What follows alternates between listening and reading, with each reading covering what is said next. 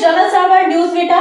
आजच जनचळवळ न्यूज विटा चॅनलला लाईक करा, शेअर करा आणि सबस्क्राइब करा। आणि भाऊ व व्यासपीठावर बसलेले सर्व मान्यवर, खरं तर अनेक दिवस झालं निवडणुकीची प्रक्रिया चालू झाल्यापासून अर्ज भरून झाल्यानंतर सुद्धा खानापूर आटपाडी मतदारसंघामध्ये माझ्या बाबतीत संभ्रमावस्था निर्माण झाली होती। कारण महाविकास आघाडीची उमेदवारी म्हणून वैभवदादांची घोषणा झाली आणि महाविकास आघाडीचा लोकसभेच्या उमेदवाराची काय भूमिका असणार तुम्हाला सांगायला आज अभिमान वाटते। तुमच्या समोर सगळ्यांच्या समोर बसलेले बऱ्यापैकी भावनिक ग्रामस्थ आहेत। शिवसेना पक्ष प्रमुख उद्धव ठाकरे साहेबांनी विधानसभेच्या निवडणुकीची थोडीफार जबाबदारी काही भागातली माझ्यावर दिलेली आहे। त्यामुळं काल कोल्हापूरला होतो, परवा दिवशी मुंबईला होतो, अर्ज भरल्यापासून इथे माझी उपस्थिती नव्हती। मला वाटते अर्ज भरून झाला वैभवदादांचा, नंतर अमोल कोल्हेची सभा झाली, जयंत पाटील साहेबांची सभा झाली। मला वाटते वैभवदादांचा अर्ज ज्या दिवशी भरला त्याच दिवशी बहुतेक आदित्य साहेब ठाकरेंनी पण अर्ज भरला। तो अर्ज भरत असताना मी मुंबईमध्ये उपस्थित होतो। पण ही संभ्रमावस्था सर्व मतदारांमध्ये निर्माण झाली होती, पण भाऊंच्या मनामध्ये यात कुठलीही संभ्रमावस्था नव्हती। कारण निवडणुकीची तिकीट वाटपाची जी प्रक्रिया चालू होती त्यामध्ये अगदी भाऊ असतील, दादा असतील आणि मी अनेक वेळा पुण्या मुंबईच्या ट्रिपा आमच्या झाल्या, अनेक ठिकाणी बैठकी झाल्या।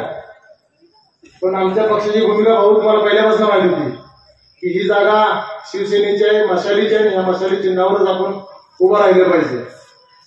पण मी आमच्या सर्व प्रमुख नेत्यांना, शिवसेना उद्धव बाळासाहेब ठाकरे या पक्षातील प्रमुख नेत्यांना सर्व पुढे बसून समजून सांगितलं की तुतारी असल्यानंतर काय होईल, मशाल असल्यानंतर काय होईल। खरखर अतिशय मोठ्या मनाने संजय राऊत साहेब असतील, उद्धव ठाकरे साहेबांनी चालू शिवसेनेची जागा आज राष्ट्रवादी काँग्रेस पक्ष शरदचंद्रजी पवार या पक्षाला सोडली किंवा महाविकास आघाडीतील हा घटक पक्ष म्हणून त्या पक्षाला ही जागा दिली। त्यामुळे कुठलीही मनात संभ्रमावस्था निर्माण होऊ न देता आपण एक संघपणे महाविकास आघाडीच्या पाठीमागे आहोत। कारण माझी हीच भूमिका होती की माझ्यासारख्या एका खेळाडूला महाविकास आघाडीने लोकसभेसारखी एवढ्या मोठ्या निवडणुकीची उमेदवारी दिली तर त्या महाविकास आघाडीचा उमेदवार सुद्धा इथं त्याच ताकदीचा असला पाहिजे जो खानापूर आटपाडी मतदारसंघ माझाही आहे। म्हणून त्यासाठी आम्ही बरेच दिवस प्रयत्न करत होतो आणि शेवटी वैभवदादांची निवड करून महाविकास आघाडीकडून वैभवदादांच्या नावाची घोषणा झाली।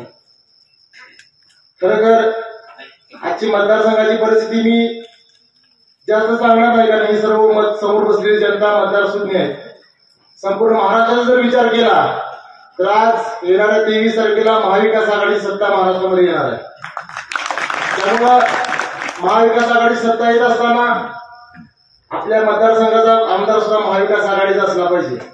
म्हणून आपण सर्वांनी रात्रीचा दिवस करून वैभवदादांना आमदार करण्यासाठी हिंदू मुस्लिम ऐक्याचं जे प्रतीक असणार आपलं भावनी गाव आहे, खानापूर तालुक्यातलं सर्वात मोठं गाव असणार आपलं भावनी गावातून जास्तीत जास्त मताधिक्य देऊन वैभवदादांना आपण निवडून आणू एवढ्या तुमच्या समोर अपेक्षा व्यक्त करतो आणि सांगतो जय हिंद, जय महाराष्ट्र। अनेक वेळा मी तोंडाचं या ठिकाणी किती वेळा तुम्हाला सांगितलं की टेंबू योजना पाहिजे का, तर 100% पाहिजे।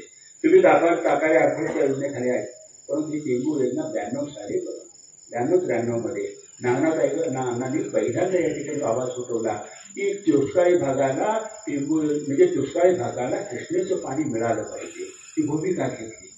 त्यावेळी घातलेला त्यांनी मंडप 2017 पर्यंत तसाच होता आणि 26 जुलैला दर 26 जुलैला प्रत्येक वेळेला पाणी परिषद आणि बघता बघता या परिषदेला एक वेगळं वळण लागलं।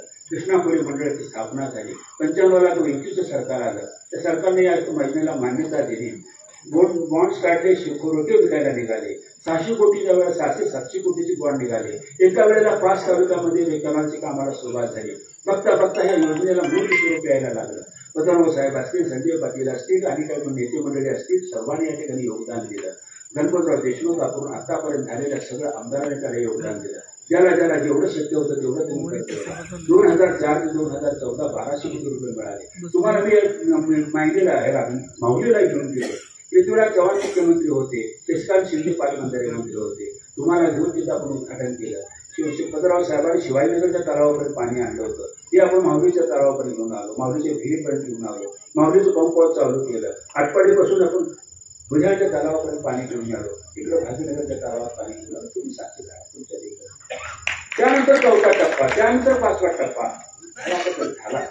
त्यानंतर आता 6वा टप्पा आला. 6व्या टप्प्याला सुद्धा आपल्या आघाडीचं सरकार असताना लवादाच्या माध्यमातून पहिल्यांदा 8 TMC पाणी ह्या 6व्या टप्प्यासाठी जयंत पाटलांनी उपलब्ध करून दिलं. त्यानंतर मग ह्या 6व्या टप्प्याला मोर्चे सुरू झाले.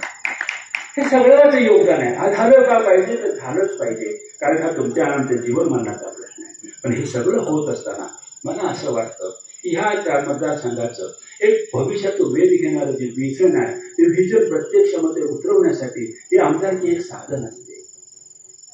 हे भोगायचं साधन नाही, मिळवायचं साधन नाही. कोणातरी सोय करण्याचे 2 पिढ्यांचं कल्याण